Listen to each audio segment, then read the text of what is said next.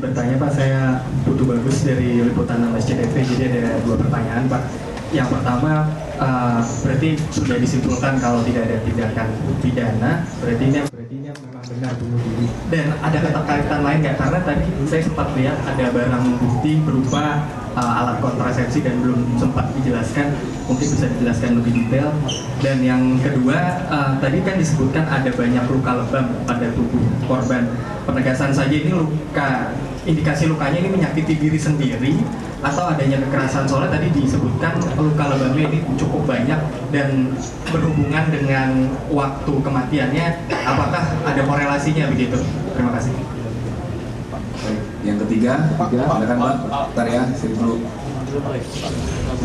Saya izin Pak dari CNN, mau menanyakan kepada direktur dari Cyber sendiri, ini HP yang dipegang sehari-hari oleh korban yang ditemukan, apakah atau ada device lain yang sampai sekarang belum ditemukan? Karena kan masih tersiar bahwa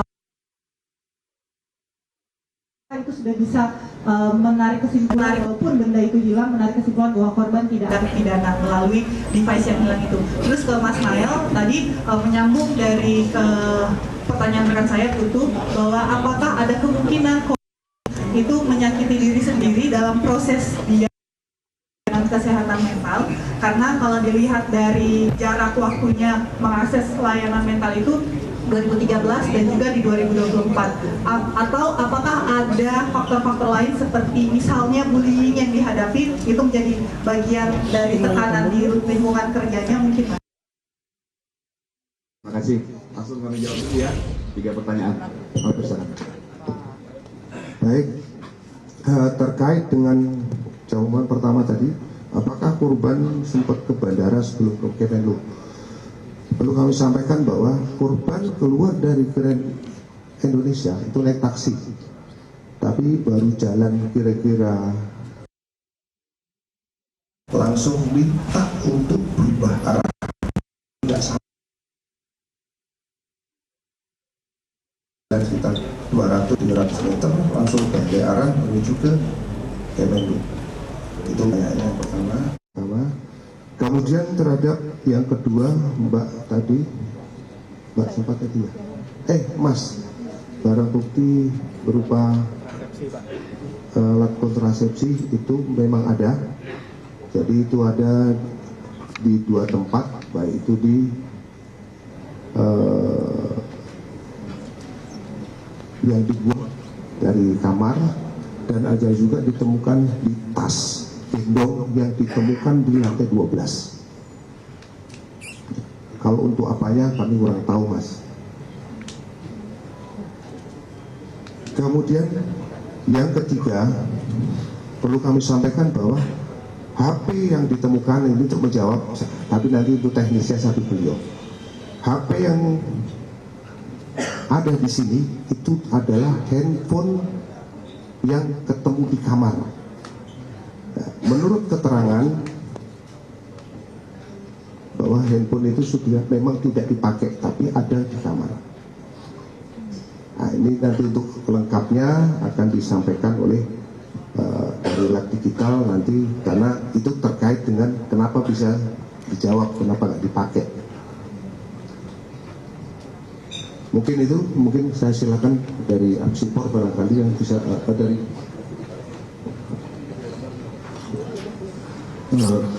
mohon izin, jadi saya terangkan kembali bahwa handphone yang diberikan atau kami terima itu pertama kali dinyalakan atau di-on-kan itu tahun 2019 bulan Juni. Kemudian kami melakukan penelitian, digunakan komunikasi instant messenger itu di bulan September 2022. Kemudian dinyalakan Januari 2024. Nah, untuk mencari atau apakah ada info yang lain, kemudian kami melakukan penelitian terhadap perangkat seluler, laptop. Nah, di situ ada tanggal 25 Juni 2025 pernah terkoneksi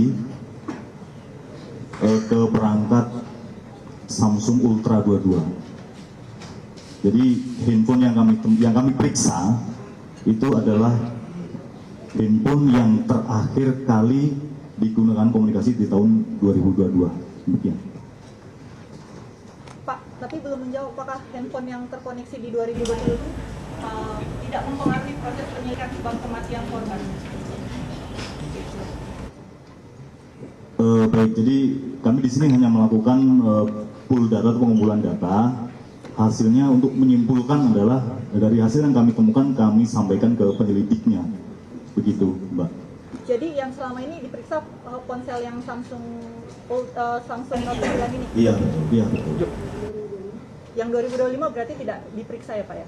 Yang Samsung yang S22 ya, yang S22 kami tidak menerima barang itu. Karena masih hilang ya Pak? Saya tidak tahu. Untuk hilang dan tidaknya mungkin nanti ke tim penyelidik.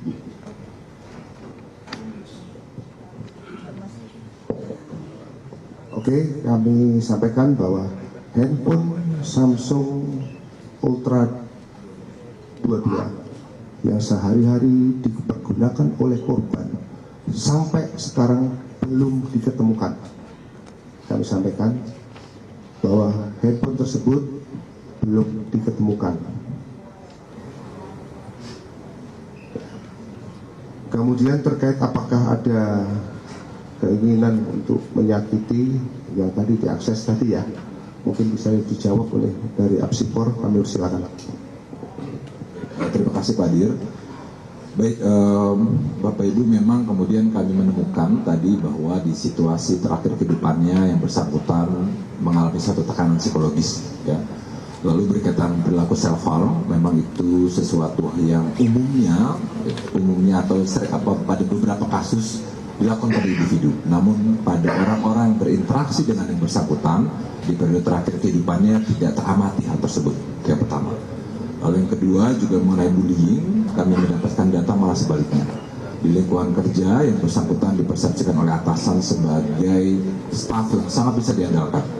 Dipersepsikan oleh rekan kerja sebagai kolega juga yang sangat positif, ya, bertanggung jawab dan juga tempat bertanya dan juga memberikan motivasi kepada rekan kerja atau kemudian kepada junior, seperti itu. Dok, itu membelit dengan lakban itu apakah bentuk dari self yang rasakan akibat depresinya? Artinya kita lihat di sini tentu tidak bisa hanya ada satu faktor saja, gitu ya. Jadi berbagai faktor kemudian berkontribusi terhadap suatu tindakan seperti itu, ya, dari yang dapat disampaikan.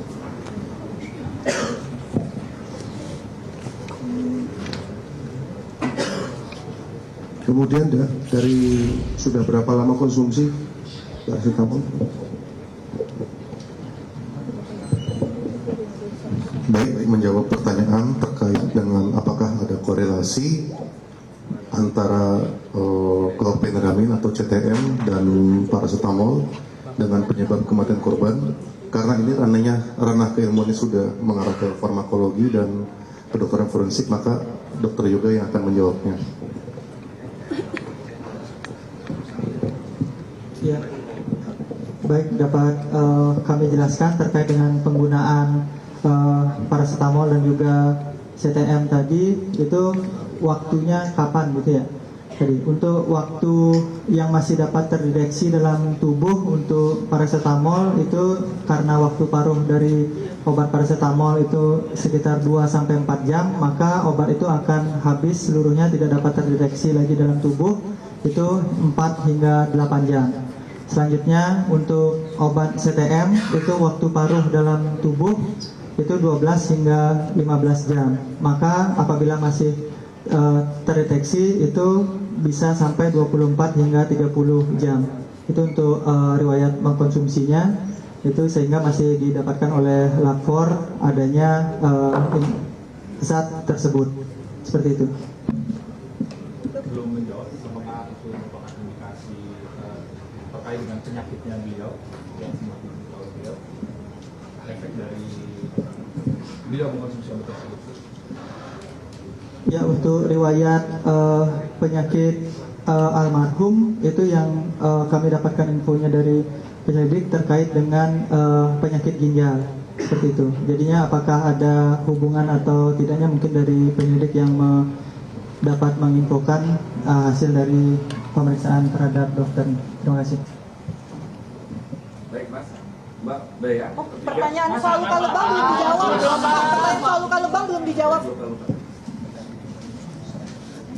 Ya, baik, terkait dengan luka memar, izin saya jelaskan terlebih dahulu perbedaan lebam dan memar di kedokteran forensik, bahwa lebam tersebut terjadi pada saat seseorang telah meninggal. Gitu. Jadi saya ulangi bahwa yang saya sebutkan adanya memar-memar disebut pada kelopak atas mata kiri, ada pada bibir bawah bagian dalam, lengan atas kanan, dan juga lengan bawah kanan, seperti itu. Untuk apakah itu dilakukan secara self harm, itu berdasarkan hasil gelar perkara kemarin diinformasikan oleh penyidik bahwa adanya pada saat di Kemenlu itu di rooftopnya di lantai 12 ada kegiatan untuk memanjat tembok itu.